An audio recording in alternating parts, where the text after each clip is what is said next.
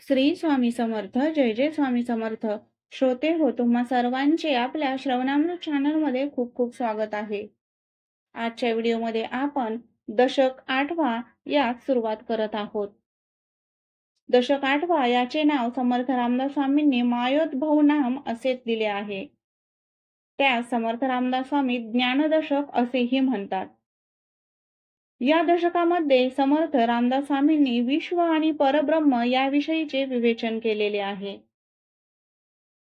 श्रोते हो, मागील काही व्हिडिओमध्ये आपण दशक 7 इथपर्यंतचे विवेचन, श्रवण व पठन केले. तुम्हाला जर आपल्या चॅनलवरील व्हिडिओज श्रवण करायला, ऐकायला आवडत असतील तर आपल्या चॅनलला नक्की लाईक, शेअर व सबस्क्राईब करा.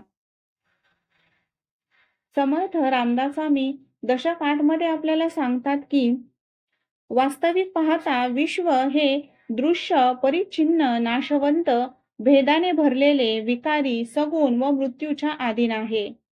त्या विश्वाला आधार देणारे आणि त्यांचे मूळ असणारे परब्रह्म हे अदृश्य, अनंत, अविनाशी, एकच एक, अविकारी, गुणरहित आणि अमृत आहे. त्यासाठी ते 3 पर्याय सुचवतात. त्यामधला पहिला पर्याय म्हणजे विश्व सत्य आहे, परब्रह्म सत्य नाही. यामध्ये ज्ञानी पुरुषांना हा पर्यायच मान्य नाही. दुसरा पर्याय असा की विश्व सत्य आहे व परब्रह्मही सत्य आहे. ज्ञानी पुरुषांना हा पर्याय देखील मान्य नाही. स्थलकालांनी बांधलेले विश्व हे मृत्यूच्या स्वाधीन आहे. ते सत्य असणे शक्य नाही. त्याचे सत्य त्याच्या पलीकडे असले पाहिजे असे त्यांचे म्हणणे आहे. तर तिसरा पर्याय असा की विश्व सत्य नाही, परब्रह्म मात्र सत्य आहे आणि ज्ञानी पुरुषांना हा पर्याय मान्य आहे. विश्व सत्य नाही पण ते असत्य देखील नाही. येथे खरा प्रश्न असा आहे, अनादी, एकरस, एकजिनसी, निष्क्रिय, निर्गुण, अव्यय आणि अव्यक्त परब्रह्मामध्ये बरोबर त्याच्या उलट असणारे अतवंत, बहुरस, बहुजिनसी, सक्रिय, सगुण, व्यययुक्त आणि व्यक्त विश्व कसे निर्माण झाले? या प्रश्नाची फोड केली तर असे म्हणता येईल की अखंडाला खंड कसा पडला? एकजिनसी वस्तू बहुजिनसी कशी झाली? अद्वैतात द्वैत कसे आले? अमृत ब्रह्म मृत्यूने व्यापलेले दृश्य कसे झाले? हे बरोबर समजून मनाचे समाधान झाले पाहिजे. आणि हे गूढ उकलण्यासाठीच वेदांतामध्ये याविषयी 2 दृष्टिकोनांमधून विचार करतात. पहिला दृष्टिकोन हा आत्मसाक्षात्कारी ब्रह्मज्ञानी पुरुषांचा आहे, तर दुसरा दृष्टिकोन हा दृश्य साक्षात्कारी अज्ञानी पुरुषांचा आहे. निरंतर ध्यानाने, अखंड उपासनेने किंवा अत्यंत खोल सतत ब्रह्मविचाराने ज्यांचे मन केवळ ब्रह्मस्वरूपातच राहायला शिकते, त्यांना मी ब्रह्मच आहे असा प्रत्यक्ष साक्षात्कार होतो. अशा ब्रह्मज्ञानी पुरुषांना एका परब्रह्माखेरीज इतर कशाचीही प्रतीती होत नाही. त्यांच्या दृष्टीने हे विश्व झालेच नाही असे ते म्हणतात. ते म्हणतात की सत्य, ज्ञानमय, अनंत, अपार, निर्गुण परब्रह्मच खऱ्या अर्थाचे आहे. दुसरे खरे अस्तित्वच नाही. अर्थात एकाने दुसरे निर्माण केले हे म्हणणे खरे नाही. परंतु ज्याचे मन या अवस्थेला पोहोचलेले नाही अशा सामान्य अज्ञानी माणसांना मी खरा, जग खरे व ते ब्रह्मही खरे असे प्रामाणिकपणे वाटते. स्थळ, काळ व कार्यकारण या त्रयींच्या चौकटीत वावरणारे अज्ञानी मन हे स्वस्थ बसत नाही. निर्गुण ब्रह्मामध्ये हे दृश्य सगुण विश्व कसे निर्माण झाले ते सांगा असे ते विचारणा करते. अज्ञानी मनाची ही जिज्ञासा तृप्त करण्यासाठी विश्व निर्माण कथा सांगावी लागते. या कथेचा सारांश असा आहे की प्रथमतः विश्वनिर्मिती व विश्वरचना वर्णन करण्यासाठी दृश्याचाच आधार धरावा लागतो. द्वैताचीच भाषा वापरावी लागते. कोणतीही निर्मिती घडण्यास हालचाल व्हावी लागते. हालचाल घडणे हा शक्तीचा गुण आहे. म्हणून विश्व निर्माण करण्याच्या मुळाशी एक शक्ती असली पाहिजे. परब्रह्मामध्ये अनंत शक्ती आहेत. त्यापैकी माया नावाची एक अति अद्भुत व विलक्षण शक्ती आहे. परब्रह्माहून ती वेगळी नाहीच. परंतु मूळ ब्रह्माच्या एका भागावर ती आच्छादन घालते. त्यामुळे निर्गुण व एकजिनसी ब्रह्म सगुण दृश्य व भेदाने भरलेले भासू लागते. मायेच्या आवरणाखाली वावरणाऱ्या जीवांना हे दृश्य विश्व सर्वस्वी सत्य वाटते. अज्ञानामुळे इंद्रियांच्या व्यापारावर आधारलेले जीवन खरे वाटते. जीवाची अवस्था जसजशी बदलत जाते तसतसे विश्वाचे स्वरूप त्याच्यापुरते बदलत जाते. जीव ब्रह्मरूप झाला की विश्व पण त्याला ब्रह्मरूप दिसते. अज्ञान निर्माण करून विश्वभ्रम भासवणे आणि तेच अज्ञान कमी करून विश्व ब्रह्मरूप दाखवणे हा त्या मूळ मायेचा खेळ आहे. हे असे का, या प्रश्नाचे उत्तर माणसाची बुद्धी देऊ शकत नाही.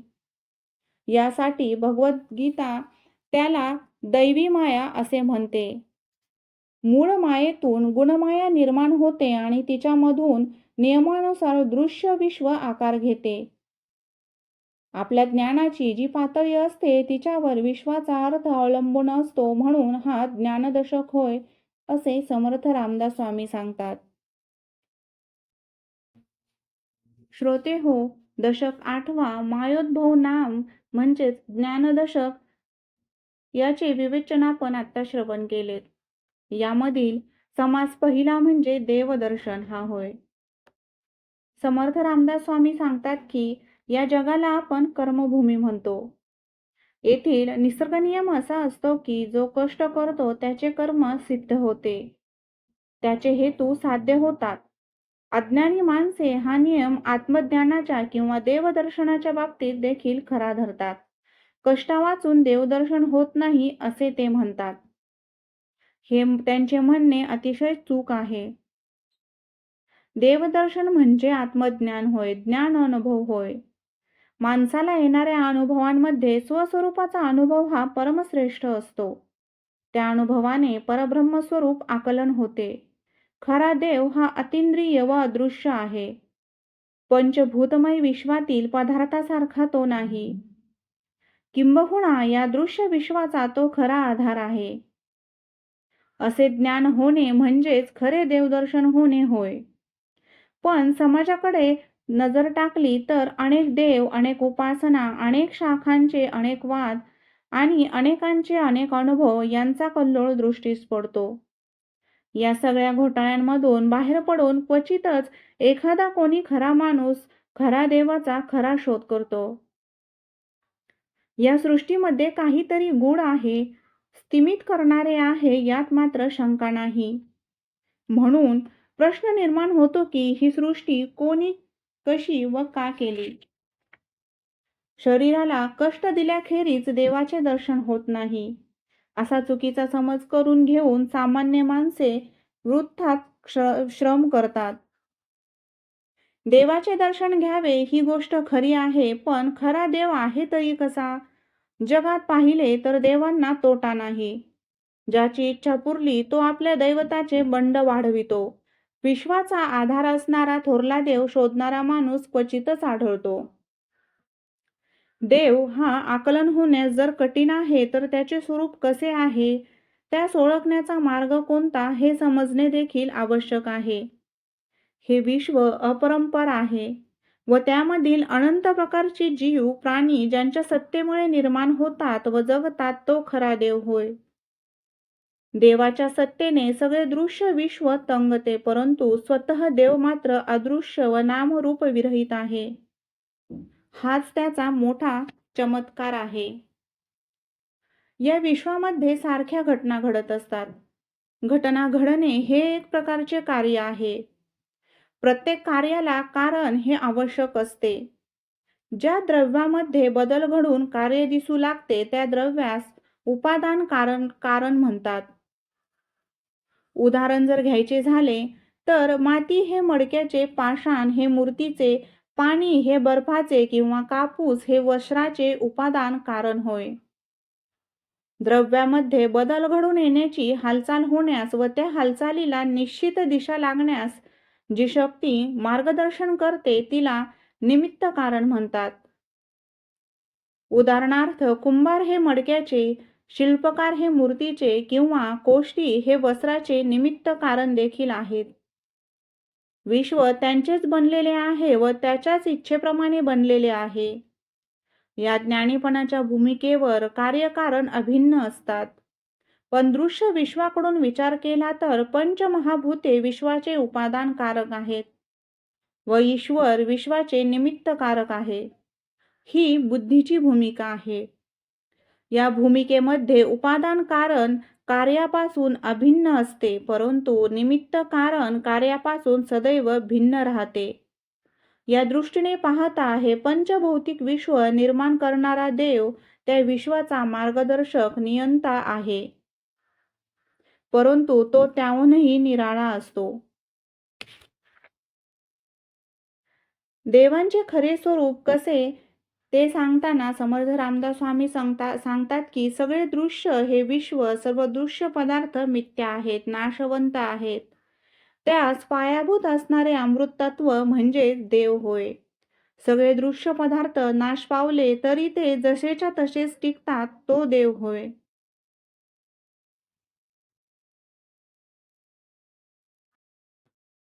श्रोते हो, चला तर मग ओबी स्वरूपामध्ये श्रवण करूयात दशक 8वा यामधील समास पहिला देवदर्शन. जय जय रघुवीर समर्थ, श्रीराम समर्थ. श्रीराम श्रोती व्हावे सावध, विमळ ज्ञान बाळबोध. गुरु शिष्यांचा संवाद, अतिसुगम पर्येसा. श्रीराम नाना शास्त्रे धांडोळिता, आयुष्य पुरेना सर्वथा. अंतरी संशयाची व्यथा, वाढोची लागे. श्रीराम नाना तीर्थे थोर थोरे, सृष्टीमध्ये अपारे. सुगमे दुर्गमे दुष्करे, पुण्यदायके. श्रीराम ऐसी तीर्थे सर्वही करी, ऐसा कोण रे संसारी. फिरो जाता जन्मवरी, आयुष्य पुरेना. श्रीराम नाना तपे नाना दाने, नाना योग नाना साधने. हे सर्वही देवा कारणे, करिजेत आहे. श्रीराम पावावया देवाधिदेवा, बहुविध श्रम करावा.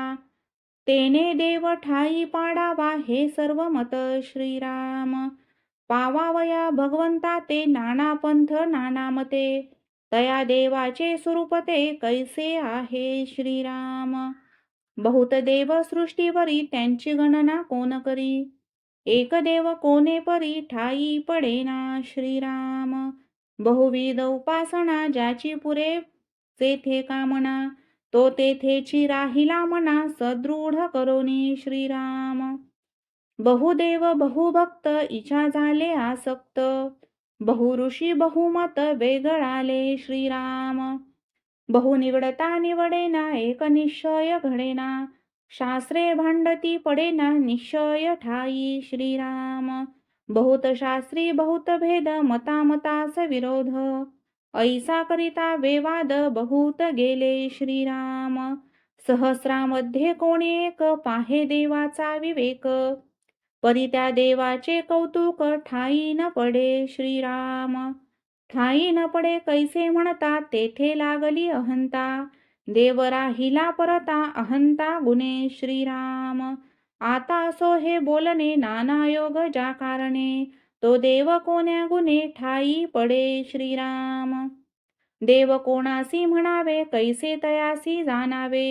तेची बोलणे स्वभावे, बोली जेल. श्रीराम जेने केले चराचर, केले सृष्ट्यादी व्यापार. सर्व करता निरंतर, नाम ज्याचे. श्रीराम तेने केल्या मेघमाळा, चंद्रबिंबी अमृतकळा. तेज दिधले रविमंडळा, जया देवे. श्रीराम ज्याची मर्यादा सागरा, जेने स्थापिले फणीवरा. जयाचेनी गुणे तारा, अंतरिक्ष.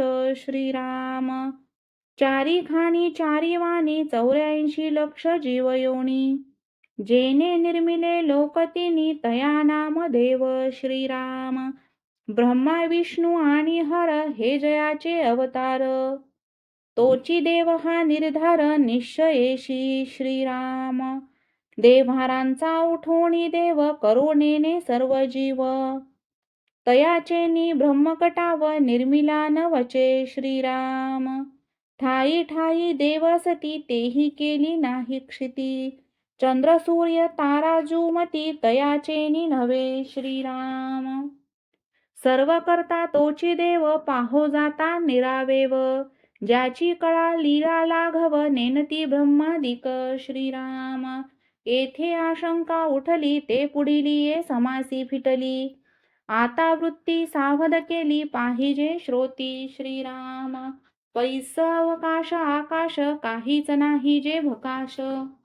तये निर्मळी वायोस जन्म झाला श्रीराम. वायोपासून झाला वनी वनीपासून झाले पाणी. ऐसी जयाची करणी अघटित घडली श्रीराम. उदकापासून सृष्टी झाली स्तंभे विन उभारली. ऐसी विचित्र कळा केली त्या नाव देव श्रीराम. देवे निर्मिली हे क्षिती तिचे पोटी पाषाण होती. तयासची देव म्हणती विवेकहीन श्रीराम. जो सृष्टी निर्माण करता तोय सृष्टी पूर्वी होता. मग हे तयाची सत्या निर्माण झाली श्रीराम. कुल्हाळ पात्रापूर्वी आहे पात्रे काही कुल्हाळ नव्हे. तैसा देव पूर्वीचा आहे पाषाण नव्हे सर्वथा श्रीराम. मृत्तिकेचे सैन्य केले करते वेगळे राहिले. कार्यकारण एक केले तरी होणार नाही श्रीराम. तथापि होईल पंचभूतिक निर्गुण नव्हे काही एक. कार्याकारणाचा विवेक भूतांपरता नाही श्रीराम. अवघी सृष्टी जो करता तो ते सृष्टीहून परता. तेथे संशयाची वार्ता काढोची नये श्रीराम. खांबसूत्रीची बाहुली जेने पुरुषे नाचविली. तोची बाहुले हे बोली घडे केवी श्रीराम. छाया मंडपीची सेना सृष्टी सारखीच रचना. सूत्रे चाळी परी तो नाना व्यक्ती नव्हे श्रीराम. तैसा सृष्टी करता देव परी तो नव्हे सृष्टी भाव. जेने केले नाना जीव तो जीव कैसेनी श्रीराम. जे जे जया करणे पडे ते ते तो हे कसे घडे. म्हणून वायाची बापुडे संदेही पडती श्रीराम. सृष्टी ऐसेची स्वभावे गोपूर निर्मिली बरवे. परी तो गोपूर करता नव्हे निश्चयेशी श्रीराम. तैसे जग निर्मिले जेने तो वेगळा पूर्णपणे. एक म्हणती मूर्खपणे जगतोची जगदीश श्रीराम. एवं जगदीश तो वेगळा जग निर्माण त्याची कळा. तो सर्वांमध्ये परिनिराळा असोनी सर्वी श्रीराम. म्हणून भूतांचा कर्दमू यासी अलिप्त आत्मारामू. अविद्या गुणे माया भ्रमू सत्यची वाटे श्रीराम. मायोपाधी जगडंबर आहे सर्व ही साचार. ऐसा हा विपरीत विचार कोठेची नाही श्रीराम. म्हणून जग मिथ्या साच आत्मा सर्वा परतो परमात्मा. अंतर्बाह्य अंतरात्मा व्यापूनी असे श्रीराम. तयास म्हणावे देव एर हे अवघेची वाव. ऐसा हे अंतर्भाव वेदांतीचा श्रीराम. पदार्थ वस्तू नाशिवंत हे तो अनुभवात येत. या कारणे भगवंत पदार्था वेगळा श्रीराम. देव विमळ आणि अचळ शास्त्रे बोलती सकळ. तया निश्चळास चंचळ म्हणून ये सर्वथा श्रीराम. देव आला देव गेला देव उपजला देव मेला. ऐसे बोलता दुरिताला काय होणे श्रीराम. जन्म मरणाची वार्ता देवास लागेना सर्वथा. देव अमर ज्याची सत्ता त्याची मृत्यू कैसेनी श्रीराम. उपजणे आणि मरणे येणे जाणे दुःख भोगणे. हे त्या देवाचे करणे तो कारण वेगळा श्रीराम. अंतःकरण पंचप्राण बहुतत्वी पिंड ज्ञान. या सर्वास आहे चळण म्हणून देव नव्हे ती श्रीराम. एव कल्पने रहित तया नाव भगवंत. देवपणाची मात तेथे नाही श्रीराम. तव शिष्य आक्षेपिले तरी कैसे ब्रह्मांड केले. करतेपण कारण पडिले कार्यामध्ये श्रीराम. द्रष्टेपणे द्रष्टादृशी जैसापणे अनायासी. करतेपणे निर्गुणासी गुण तैसे श्रीराम.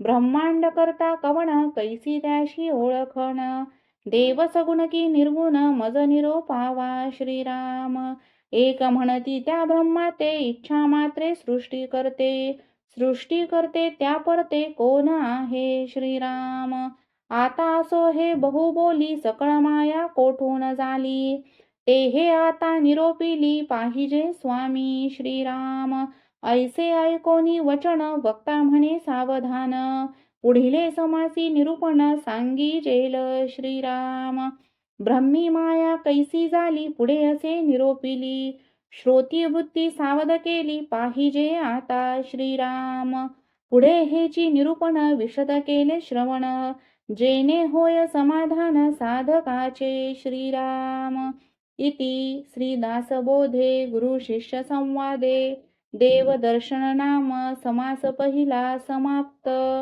श्रीराम समर्थ. श्रीराम.